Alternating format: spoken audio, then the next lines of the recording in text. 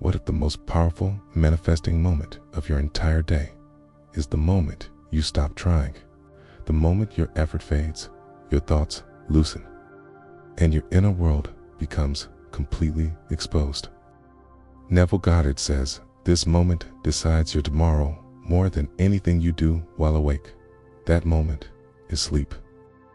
Welcome back to Frequency Chapters, where we break down life-changing spiritual books and enhance every chapter with the transformative sound frequencies for focus, healing, and abundance. This is Chapter 2 of Neville Goddard's The Feeling is the Secret. Be sure to follow this playlist from the beginning. Each chapter builds on the last. Sleep is the natural doorway into the subconscious. 1/3 of your life is spent to sleep, but Neville says what truly matters is the feeling you carry into that sleep.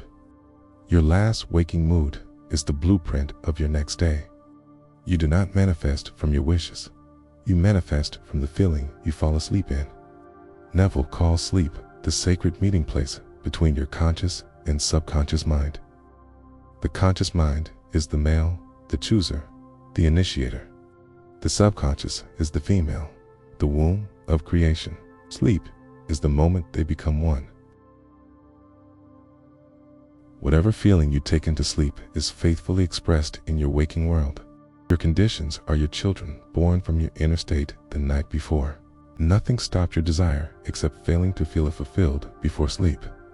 You never draw what you want. You draw what you are. You don't get what you crave. You get what you are willing to feel yourself to be. And this is where Neville shifts the entire conversation. He says, your state, not your desire, is what manifests. Think of state as the emotional atmosphere you live in. Not the thoughts you say out loud, but the quiet feeling in the background. Neville taught that every state already exists as a psychological home you can move into. There is a state called wealth, a state called love, a state called confidence, a state called I always get what I want. You don't create these states, you enter them, and the doorway into these states is the feeling you take into sleep. The drowsy moment when your conscious mind fades and the subconscious rises. Neville insisted you must not go to bed as the same version of yourself who struggled through the day. You must enter sleep as the version who already won. Even if nothing changed externally, Neville says the internal shift is the change. Your world rearranges after you change who you are being. He gives an example. A woman who fell asleep anxious about bills till she slept as the woman who already had more than enough. Within weeks, unexpected income appeared, a debt dissolved, and a job offer arrived without her seeking it. Neville didn't say she manifested money. He said she entered the state of abundance and the world conformed. Neville explained the subconscious is not judging, analyzing, or checking for logic. It simply takes your emotional climate before sleep and says, very well, this is the world we will build tomorrow. This is why he warned, if you fall asleep worried, you wake into a world shaped by worry. If you fall asleep empowered, you wake into a world shaped by empowerment. Your last feeling is the mold of your next day. So the question becomes, who are you being as you enter sleep? Not who you want to be someday, but who you choose to be in that silent, sacred moment before consciousness dissolves. And you are what you feel yourself to be as you drop into sleep. How would I feel if my wish were already realized? This question is not an affirmation. It is a doorway, a vibrational shift, a change of identity. That is the feeling you must carry into unconsciousness. Once asleep, you lose all freedom of choice. The subconscious takes your final emotion and builds your tomorrow from it. Neville gives examples of sleep states that produce tomorrow. If you fall asleep discouraged, that is the seed. If you fall asleep feeling unworthy, that is the seed. If you fall asleep feeling fulfilled, satisfied, and already in the end, that too is the seed. Every seed produces after its own kind. The subconscious never sleeps. Sleep conceals the creative act. Life reveals it. Your subconscious sees you exactly as you feel yourself to be. And here is where Neville becomes brutally honest. Feel successful before sleep, and success begins forming through opportunities, ideas, or inner readiness. Feel rejected, and you will experience rejection in subtle or obvious ways. Feel healthy, and the body begins aligning with vitality. Feel loved, and love must express, because the subconscious cannot contradict your emotional truth. Night after night, these quiet, emotional choices before sleep become the pattern your life is forced to follow. So the feeling you permit just before drifting off is never neutral. It is an instruction to your subconscious. This is why Neville warns, never fall asleep in discouragement or fear. Never fall asleep in self-criticism. Never fall asleep replaying problems. Your subconscious accepts all feelings as commands. It does not judge them. It does not filter them. It does not question whether they help or harm you. It simply receives the emotional state you fall asleep in and expresses it faithfully. So if you drift into sleep with the mood of worry, instruct the subconscious to build more worry. If you drift into sleep with relief and gratitude, you instruct it to weave that same feeling into your world. This is why Neville says, tonight's feeling becomes tomorrow's experience. Life doesn't respond to what you want, it responds to what you feel. Neville reminds us, signs follow, they do not precede.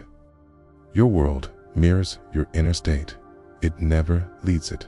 This is why replaying old mistakes before sleep is so destructive. To feel them again is to recreate them.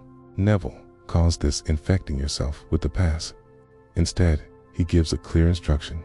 Let the dead bury the dead. Release the past by refusing to emotionally revisit it. Turn away from appearances. Do not fall asleep thinking about what hasn't changed. Fall asleep feeling the state you desire as if it were already yours. Feeling is the creative act. It selects the version of you that must appear in the world tomorrow. Sleep is the casting call. Your feeling before sleep is the role you choose to play. Neville says, you are an eternal dreamer, dreaming non-eternal dreams. Your dreams, your assumptions, become the stage you act on when you wake. So what should you actually do before sleep? Lie comfortably. Relax your body. Let the world fade. Then assume the feeling of already being the person you desire to be. Feel it gently, not forced, not desperate, simply natural, like slipping into warm water. Carry this feeling with you as you cross the threshold into sleep. Because once unconsciousness takes over, subconscious becomes absolute. It will not question your feeling. It will not debate it. It will not edit it. It accepts it and begins expressing it with total faithfulness. Neville calls the subconscious the perfect lover. It creates exactly what you feel. No distortion, no resistance, no delay.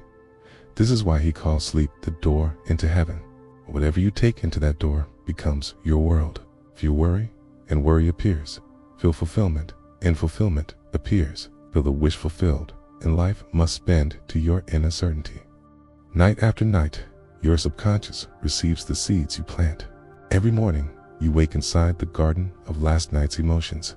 Neville says, make no mistake about this. Your feeling before sleep is your creative authority. If you fall asleep without choosing a state, you fall asleep in the emotional leftovers of your day.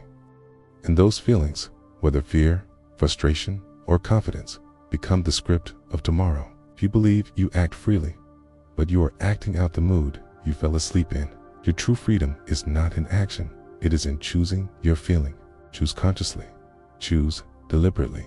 Choose the state you want to live in. New feeling is a new destiny, and it only takes one moment, the moment before sleep, to change the entire path of your life. So tonight, don't drift unconsciously. Don't carry the noise of the day with you. Enter sleep with a gentle certainty that your wish is already fulfilled. Feel it, live it internally. Let it become your emotional home. The subconscious will do the rest. This is the heart of Chapter 2, Sleep. If you're ready to learn Neville's next teaching, The Power of Prayer, continue to Chapter 3. And if this message resonated with you, like this video, subscribe, and follow the full playlist right here on Frequency Chapters.